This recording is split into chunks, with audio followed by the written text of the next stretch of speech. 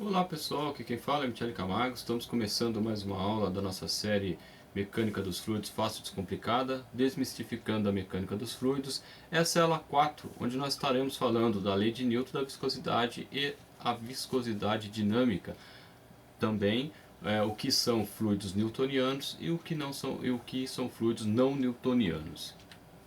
Vamos então à aula, né? Essa aula é a lei de Newton da viscosidade.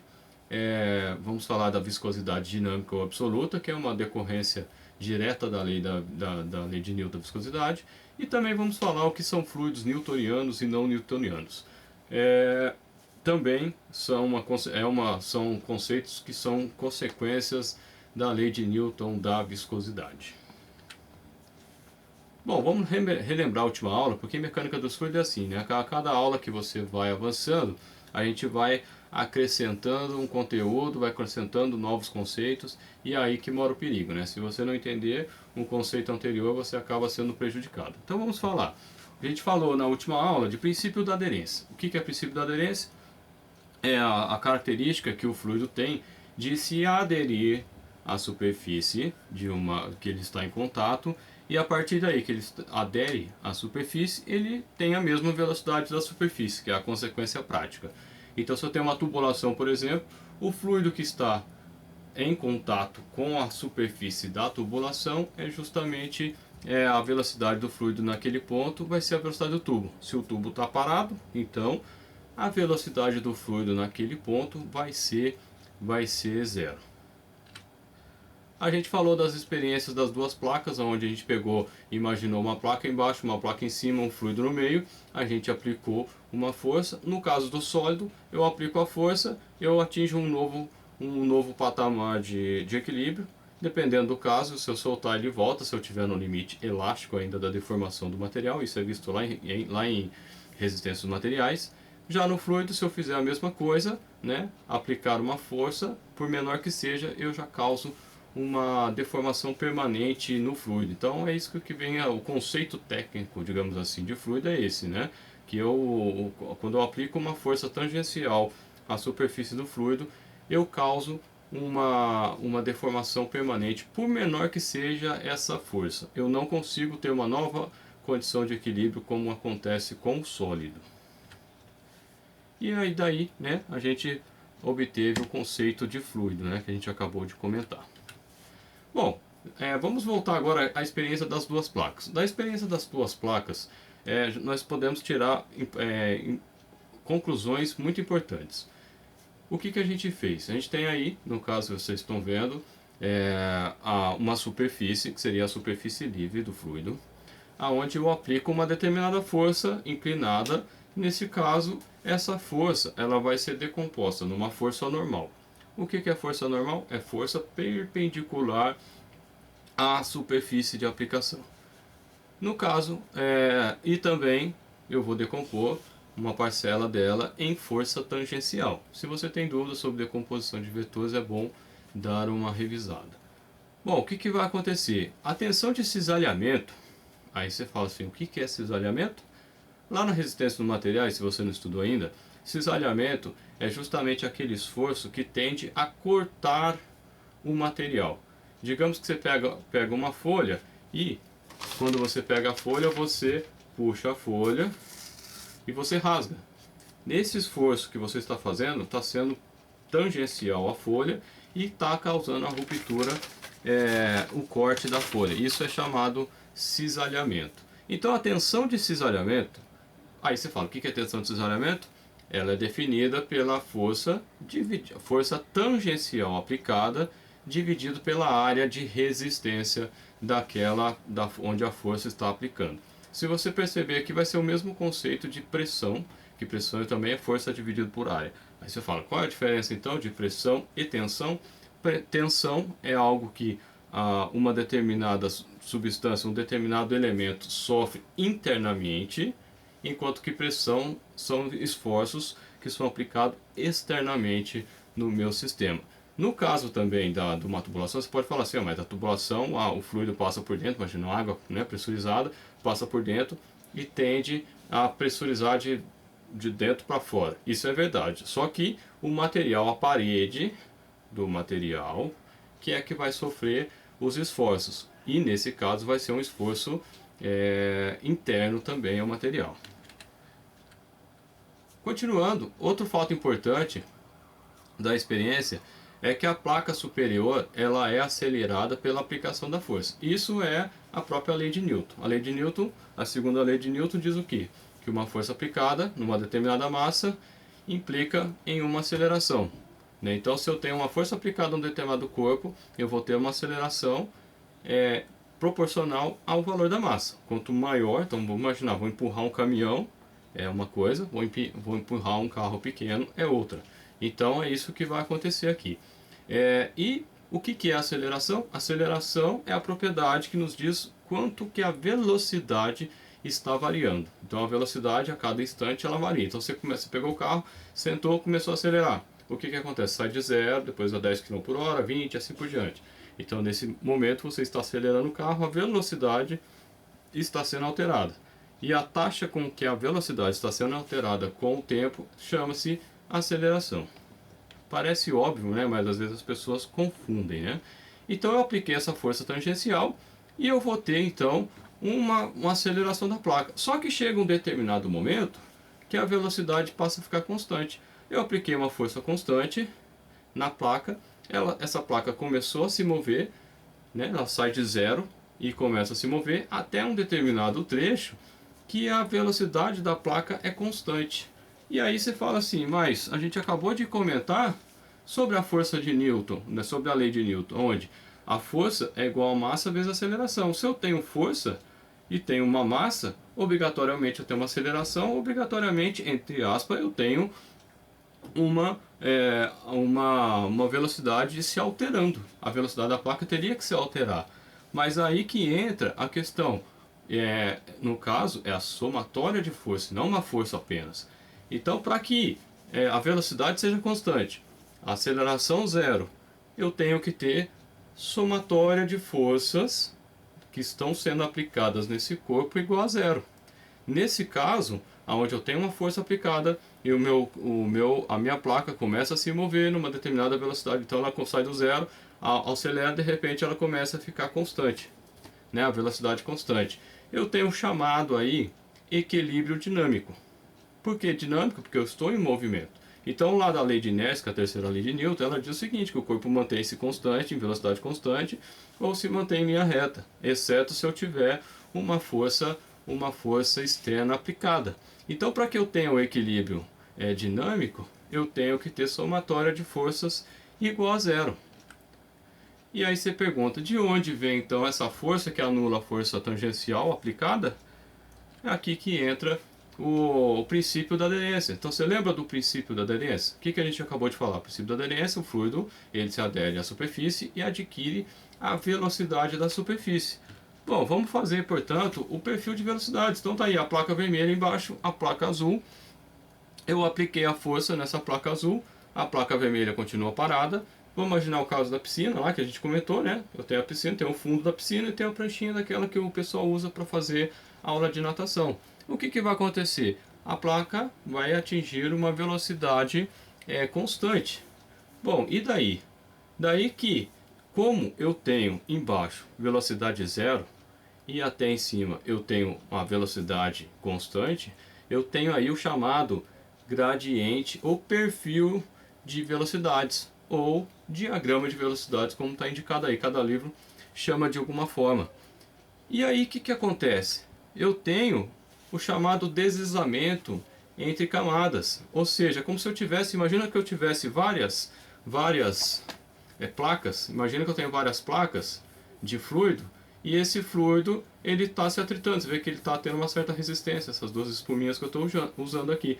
Então o que acontece? Esse efeito do próprio fluido, entre aspas, se cortando internamente, é o que gera essas forças, essa tensão tangencial cisalhante, digamos assim.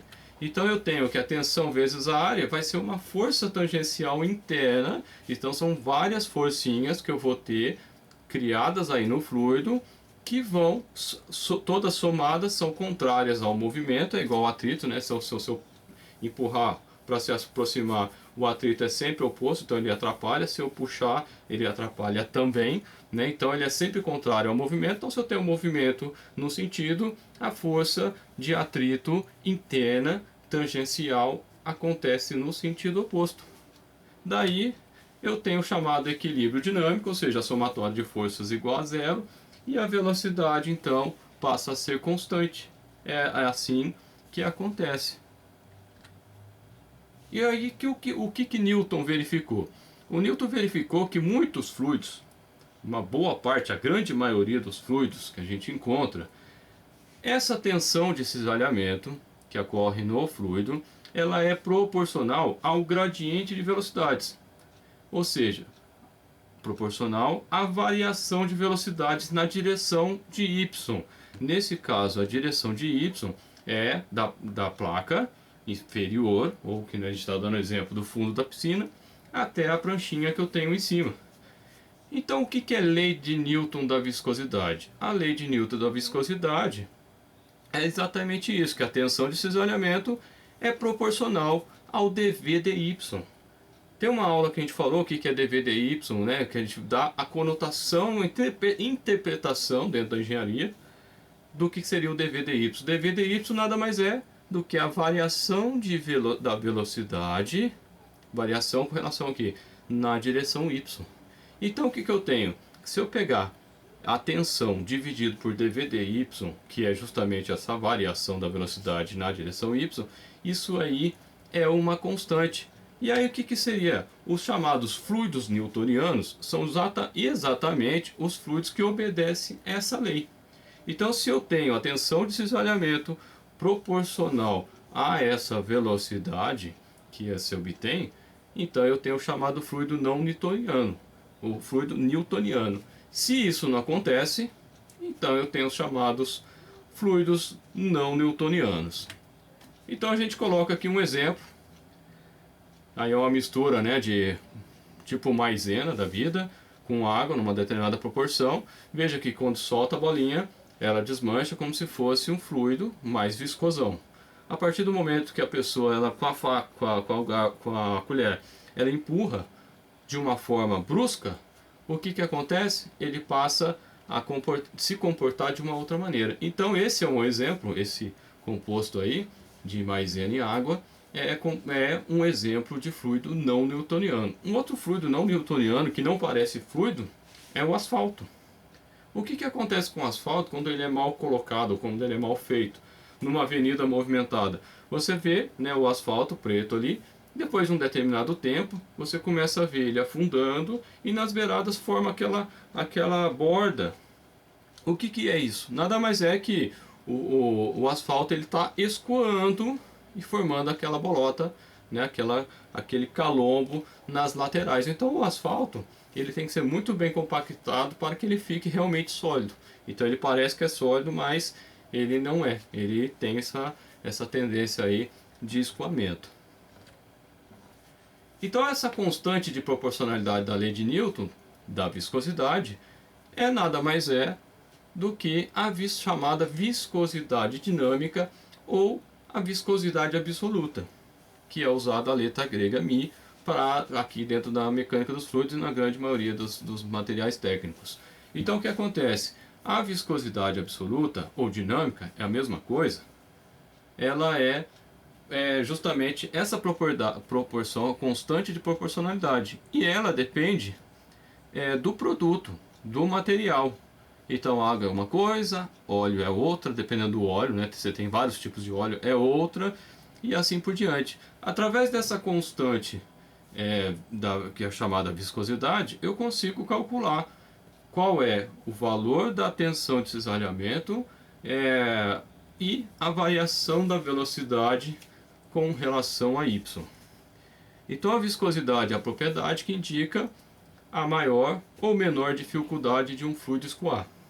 Então se a gente pegar um fluido altamente viscoso, ele é mais demorado, ele é mais lento, né? Então o atrito interno entre as partículas, né, desse fluido, elas são maiores, né, do que num fluido de menor viscosidade.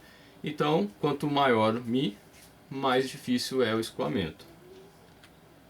E aqui tem uma ilustração, né? Tem um fluido, os dois são transparentes. Veja que quando um chacoalha e o outro chacoalha, não dá para, né, o outro nem mexe direito. E agora ele vai, né, virar, transbordar um dos potes. Aí seria um tipo de um álcool. E agora eu tenho aí uma espécie de glicerina, né, de um gelzão. Você vê que ele é muito mais difícil de escoar, né? No caso do óleo de motor, aqueles 10W50 e assim por diante, é justamente essa classificação, né? Eu tenho a classificação de viscosidade, quanto maior a viscosidade, mais difícil é. E aí o pessoal usa, no caso do motor, quando ele vai ficando mais usado, as folgas deles aumentam por causa do desgaste, né? Aí eu uso cada vez óleos mais grossos para justamente evitar que ele tenha mais dificuldade para passar, né, do lado da câmara de combustão para o lado da parte de lubrificação para a câmara de combustão. Bom, continuando, né? A viscosidade ela varia com a temperatura. Então o que acontece? Se você pegar o mel, por exemplo, e pegar ele na temperatura ambiente, ele é meio viscosão, você não consegue mexer direito. Se você esquentar ele em banho-maria ou no micro-ondas, você vai ver que ele fica muito mais fácil de escoar, né? Então ele varia com a temperatura, só que eu tenho um detalhe. O comportamento da viscosidade do líquido e do gás são diferentes. No caso do líquido, ele é diretamente proporcional à força de atração entre as moléculas, portanto diminui com o aumento da temperatura. Então, à medida que eu aumento a temperatura do fluido, do líquido, eu passo a ter uma diminuição da viscosidade. No caso dos gases, ele é diretamente proporcional à energia cinética das moléculas, portanto a viscosidade aumenta com o aumento da temperatura. Então o comportamento do gás é oposto em termos de viscosidade do comportamento do líquido. Então, de novo ali, líquido, aumentei a temperatura, cai a viscosidade. Gás, aumentei a temperatura, aumenta a viscosidade. Bom, a simplificação prática aí que o Frank Brunetti apresenta é justamente o que? Como, no caso a gente está dando exemplo de uma piscina que eu tenho uma distância muito grande, aí eu não posso, não posso considerar essa simplificação prática. Mas, no caso, quando a folga entre essas placas forem pequenas, aí eu posso considerar a variação, ao invés de, né, desse formato circular, de uma forma linear. Dessa forma, o dV/dy fica então velocidade zero, né, que é a velocidade constante, dividido por epsilon, que seria a minha folga. Então eu posso reescrever a minha tensão de cisalhamento igual a μ, a viscosidade, vezes a velocidade dividido pela folga, né, entre essas placas. Isso eu sei que eu estou errando do ponto de vista matemático, mas já nos dá uma aproximação, então já me dá uma ideia do que está acontecendo. Sabe aquelas contas rápidas que você faz para justamente você ter uma ideia? Então se você faz uma conta rápida dessa aqui, dá o valor, por exemplo, 10, né? 10 qualquer coisa, 10 qualquer unidade. Você sabe que na prática vai ser um pouquinho diferente disso. Não vai ser, pelo menos você não vai ter ideia que é por volta de 10. Você não vai ter assim, é 10, é 50, é 100. Então essa simplificação prática ela pode ser usada para dar essa ideia para a gente. Bom pessoal, chegamos ao final então dessa aula. Espero que vocês tenham gostado. Estou utilizando o livro do Franco Brunetti. Também tem o livro do Fox McDonald. Se você gostou, né, fica o pedido aí, compartilhe o vídeo, dê um joinha. Agradecemos de novo aí todos que têm comprado. Se você não comprou ainda, compra lá. Você vai receber, é garantido pelo Magazine Luiza, tranquilo, sem problema nenhum. Beleza, pessoal? Obrigado e até a próxima.